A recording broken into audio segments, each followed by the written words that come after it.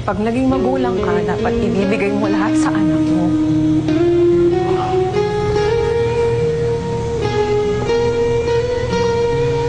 Bakit pag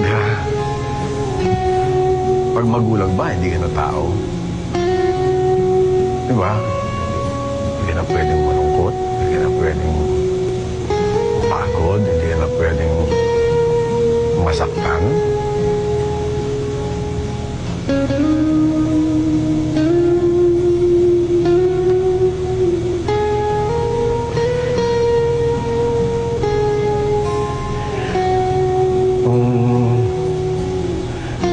Matay ang mama mo.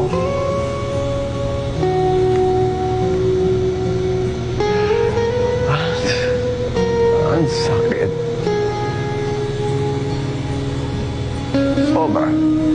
Sobrang sakit. Ang hirap nung maging magulang ka habang naluluksa.